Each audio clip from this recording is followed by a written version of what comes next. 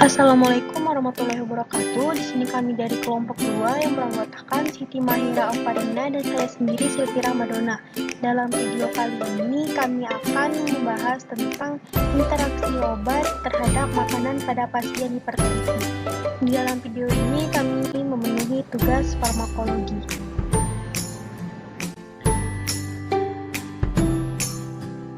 Itu pengertian.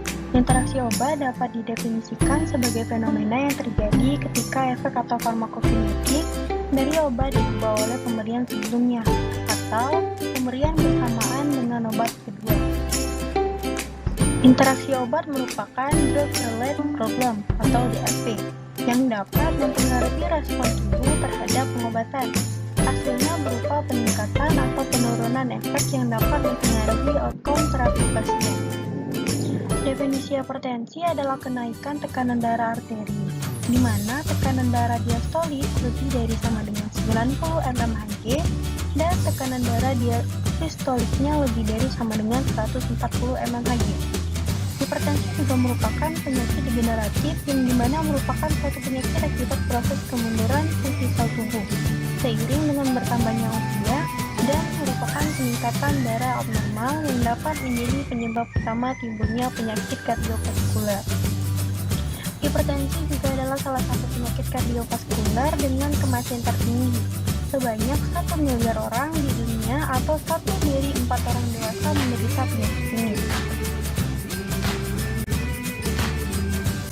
Tentang terapi pengobatan. Terapi pengobatan ini yang pertama itu ada ACE inhibitor. ACE inhibitor ini bekerja dengan cara menghambat enzim khusus untuk memproduksi hormon angiotensin II, yaitu hormon yang dapat memicu penjemputan pembuluh darah.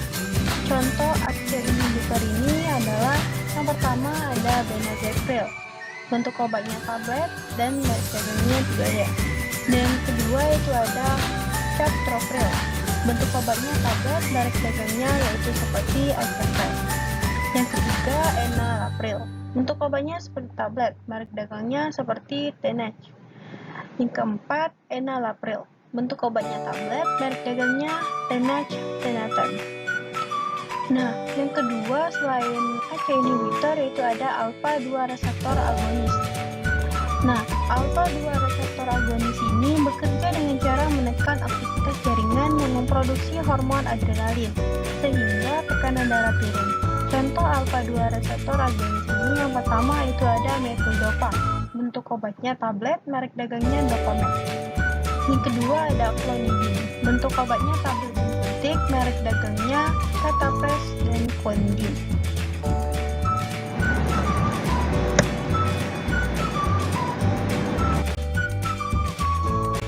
Ada antagonis kalsium atau kalsium channel blocker. Antagonis kalsium ini bekerja dengan cara menghambat jalan masuk kalsium ke dalam otot, jantung, dan dinding pembuluh darah, hingga menyebabkan denyut jantung melambat dan pembuluh darah melebar. Contoh antagonis kalsium ini yang pertama ada amlodipine, bentuk obat tablet dan kaplet, merek dagangnya amlodipine desilet. Yang kedua itu ada diltiazem, bentuk obatnya tablet, kapsul dan suntik, merek dagangnya Cordila SR. Yang ketiga itu ada felodipine, bentuk obatnya tablet, merek dagangnya tidak ada. Selain antagonis kalsium, itu yang keempat ada angiotensin II, reseptor blocker atau ARB.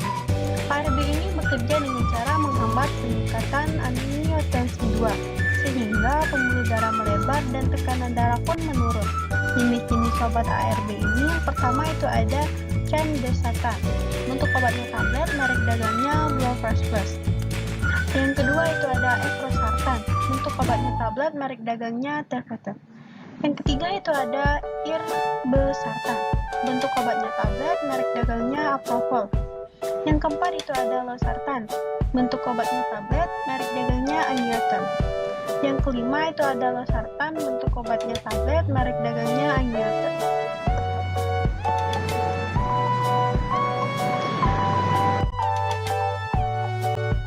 Itu ada diuretik. Diuretik ini bekerja dengan cara membuang kelebihan garam atau natrium. dan cairan di dalam tubuh untuk menormalkan tekanan darah. Ada beberapa jenis diuretik yang bisa digunakan untuk menurunkan tekanan darah, yaitu diuretik loop, thiazide, dan diuretik hemat kalium. Nah, yang pertama yang kita bahas yaitu diuretik loop. Diuretik loop ini bekerja dengan membuat ginjal mengeluarkan lebih banyak cairan, sehingga dapat mengurangi cairan di aliran darah. Contoh diuretik loop ini yang pertama itu ada furosemid. Bentuk obatnya tablet dan suntik, merek dagangnya Diupar dan Edemil, dan lain-lain. Dan contoh yang kedua itu ada torosemid. Bentuk obatnya yaitu tablet, merek dagangnya tidak ada. Nah, selain diuretik loop yang tadi, ada selanjutnya diuretik hemat kalium. Jenis obat diuretik yang kedua ini adalah diuretik hemat kalium atau potasium sparing. Obat ini bekerja dengan cara mengeluarkan kadar air dan natrium di dalam tubuh dengan tetap mempertahankan kadar kalium. Contoh diuretik hemat kalium ini yang pertama itu ada amiloride. Bentuk obatnya tablet, merek dagangnya Florinamide. Dan contoh yang kedua itu ada spironolactone. Bentuk obatnya tablet, merek dagangnya Aldactone. Nah, diuretik yang ketiga yaitu adalah diuretik thiazide. Jenis obat diuretik yang ketiga ini adalah diuretik thiazide. Obat ini bekerja dengan cara menurunkan cairan di dalam tubuh dan juga memperlebar pembuluh darah. Contoh diuretik thiazide ini adalah yang pertama ada hidrochlorothiazide. Bentuk obatnya tablet dan kaplet. Merek dagangnya yaitu seperti Bisoprolol Plus. Nah, contoh yang kedua itu ada indapamid. Bentuk obatnya adalah tablet, merek dagangnya seperti Biofrexium Plus. Keenam itu ada penghambatan alfa atau alpha blocker.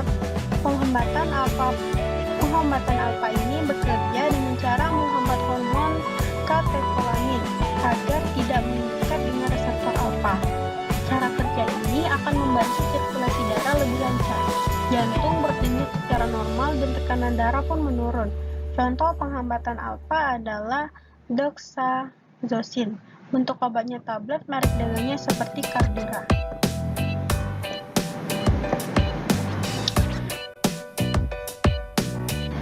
Nah, yang selanjutnya itu ada pembahasan tentang efek samping. Efek samping dari penggunaan obat antihipertensi bisa berbeda satu dengan yang lainnya, tergantung jenis, dosis, dan respon pasien terhadap pengobatan. Namun, beberapa efek samping yang mungkin terjadi setelah menggunakan obat antihipertensi adalah sebagai berikut. Yang pertama, batuk. Yang kedua, pusing atau pening. Ketiga, sakit kepala. Keempat, diare. Kelima, konstipasi. Keenam, lelah, mengantuk, dan kurang bertenaga. Ketujuh, ruam pada kulit. Kedelapan, mual atau muntah. 9, disfungsi ereksi. Dan 10, penurunan atau kenaikan berat badan secara tiba-tiba. Sekian video dari kelompok kami. Bila ada yang kurang, kami mohon maaf. Terima kasih. Assalamualaikum warahmatullahi wabarakatuh.